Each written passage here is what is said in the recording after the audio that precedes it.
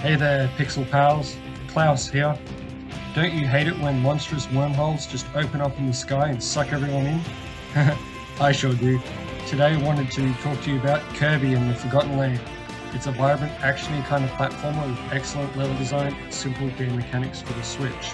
My only experience playing as Kirby is in Smash Bros.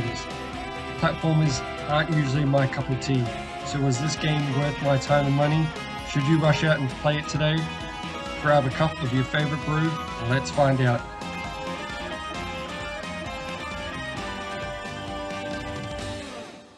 From the very beginning, I was impressed by the graphics and world design of Kirby and the Forgotten Land. The game is made up of multiple regions that are accessed through a hub world that are further divided by individual levels.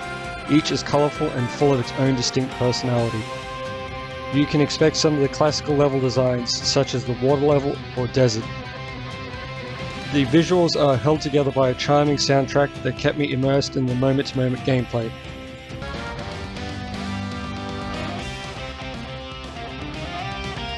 Kirby and his friends find themselves transported to a new dimension known as the Forgotten Land after being engulfed by a space vortex. This is where you meet Elfilin, a flying blue creature from this new dimension who is quick to help you in finding your way back home. Together, you traverse multiple regions, saving your friends from the Beast Pack, this dimension's bad guys. At its core, Kirby and the Forgotten Realm has you fighting your way through various levels to find your friends, the Waddle Dees. Some are hidden through the levels, while others are locked behind hidden objectives. Throw in some additional collectibles including coins and gotcha figurines, and you have yourself an addictive adventure that rewards keen exploration. The game has two difficulty settings: Wild Mode, the normal setting with less health, and Spring Breeze Mode, the game's easy setting, which gives you more health. I played the game in Wild Mode and found you could take quite the beating before you die and are sent back to the nearest checkpoint. I can only imagine Spring Breeze Mode being even more forgiving. I recommend those new to platformers or gaming might want to start here rather than the game's normal setting.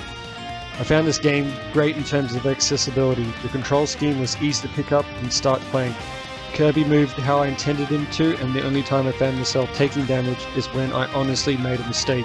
His floaty nature made the game forgiving when jumping around, and if I ever found myself falling towards danger, I could spam the jump button mid-flight, making him flap his arms faster and faster until he'd fly upwards to safety. Like in Smash Bros, Kirby has the ability to fight his foes by inhaling them and taking on their powers. With a vast roster, you'll see yourself using so many different powers. However, like the platforming, the combat mechanics are relatively simple. Don't let this deter you though. With so many powers available, I had never found this a problem. On top of the powers you gain from absorbing enemies, Kirby and Forgotten Land introduces another mechanic for our pink hero, Mouthful Mode. Somehow being transported through the space vortex at the beginning of the game has left Kirby with the ability to glom onto large objects and control them in some weird and wacky way. There is only a handful of these different objects, which is a little disappointing as the game design really makes good use of them. They really mix up the gameplay and rarely outstay their welcome. The game developers deserve a pat on the back for the level designs. They really went all out when capitalizing on all the mechanics, from the different combat abilities to the platforming to the environmental effects. Puzzle elements of the game were usually pretty easy to figure out, with the trickier game challenges extending from platforming. Where I found the game at its most difficult was the bosses at the end of each area. Initially they were pretty straightforward, but soon by the third or fourth boss, this was definitely not the case. I am quite a noob at platformers, so maybe this might be the issue, rather than a difficulty spike. In terms of progression, you can upgrade the different abilities Kirby copies at the cost of rare stones and blueprints. These collectibles are either hidden through the game or unlocked through the Adventure Road levels that open up as you progress through the story. The Adventure Road levels are like these quick little floaty side challenges that test your skills with your different abilities. Upgrading your powers can either simply give them a boost in terms of strength, or put a completely new spin on how they work. As you work your way through the different levels, The Waddle Dees that you have saved will build a town for Kirby and them to stay in. Here is where you can upgrade your powers, heal up, or even spend that hard-earned coin on gotcha collectibles. I found this game ran smoothly while being played docked and in handheld. Surprisingly, there were very little technical issues for me to note. The game didn't crash or hitch up between loading screens. The only thing I did notice was a small dip in the frame rate when enemies spawned in the background. However, it only happened the one time, and I think I only noticed by chance. This game practically screams replayability to me. With the sheer number of collectibles to find, it will take multiple playthroughs of each level before you can honestly 100% this game. Kirby and the Forgotten Land may not have been something I would have normally picked up, but I'm sure glad I did.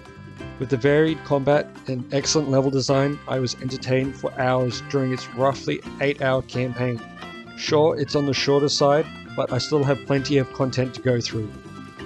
At time of recording, this game goes for roughly 80 Australian dollars. That's pretty standard for a AAA title on the Switch, but being a year and a half old, hopefully the next time it goes on sale, it drops quite a bit in price.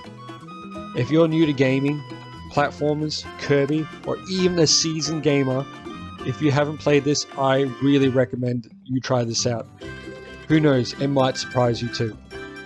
I give Kirby and the Forgotten Land a solid 8 out of 10.